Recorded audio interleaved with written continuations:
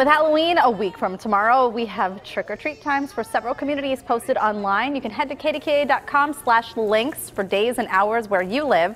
You know, nothing's cuter than those little trick-or-treaters coming up to your door. But Halloween can take a scary turn when legal troubles arise. And here to tell us how to avoid problems this time of year is attorney Whitney Hughes with the Allegheny County Bar Association. You know, this isn't something that you generally think of because you're thinking, yeah, the trick-or-treaters are so cute and we're passing out candy. You don't think about the other things. You're not here to be Debbie Downer. You're just keeping it real. I'm not, but you got to be smart about these things, you know? So you say to keep the health and safety of your visitors in mind.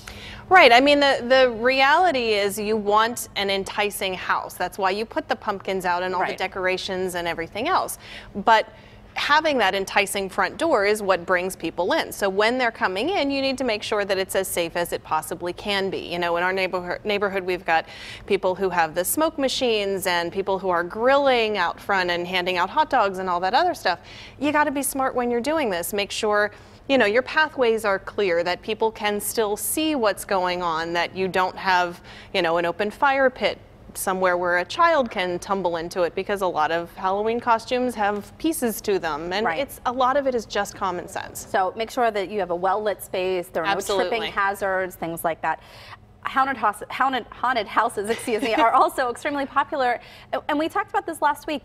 Oftentimes you have to sign a waiver if you're heading to these places. You do. You have to sign a waiver, especially the ones that are, you know, more professionally done. You've got the local, you know, fire hall haunted houses, and then you've got the big time haunted houses. Right.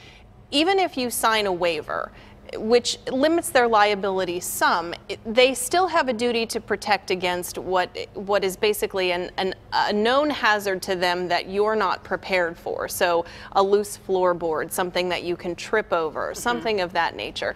If they're not keeping those premises safe for you and there's something that could injure you that they should know about, they could be held liable for that. Now, if you're going into a professional haunted house and, you know, there's a path that you're supposed to follow and you veer off a path and go into some other area where you're not supposed to be, that's on you. But there may be some liability, even if there's a waiver. So I want to talk about Halloween parties, but before we get into the big party itself, I have some neighbors who hand out beer to the adults, that they know. Right. Is that okay to do? I mean, as a neighbor, like, I know some of them. If I want to hand them a beer instead of some candy. It's okay. You just have to be careful with it. I mean, you have to make sure that you know who, I mean, it's basically like any other party where you're serving alcohol. Right. You've got to make sure you're not giving it to minors, that when you hand it off, they're not walking down the street and handing it to somebody else. So you've got to be careful about how you're doing it. Make sure you're not giving them too much. Just be very, very careful. And so when we're talking about Halloween parties too, how much liability, how much responsibility do you have to the people in your home if you're serving cocktails, if you're serving drinks? Well, I mean, you can have it's kind of a split answer. There is some personal liability. So if, you know, I go over to your home and I get completely blitzed and drunk and go out and injure somebody, yes, to a certain extent that is on me. But by the same token, if you are continuing to serve me knowing I'm intoxicated, knowing that I then go out and injure somebody else, that could be on you as well. So again, it's a split answer. You have to be careful. I want to go back to something you said too, because you said in your neighborhood people will hand out hot dogs. Yeah. I've always wondered about that. Is there any liability in something like that if there's like a choking hazard or if you're doing something along those lines? Typically not. I mean, as long as you're, you know, basically you're doing this out of the goodness of your heart. You're not selling it. You're not trying to make a profit, that kind of thing. Right. So it basically like Halloween candy, the same kind of thing. Not really any liability, but, you know, be smart about it. If, you know, you're handing out something that you know has peanuts in it, say to the parents, you know, this is something that has been prepared, you know, it's not nut-free. Be smart about it. Got it. A lot of common sense, you say. It is. Mischief.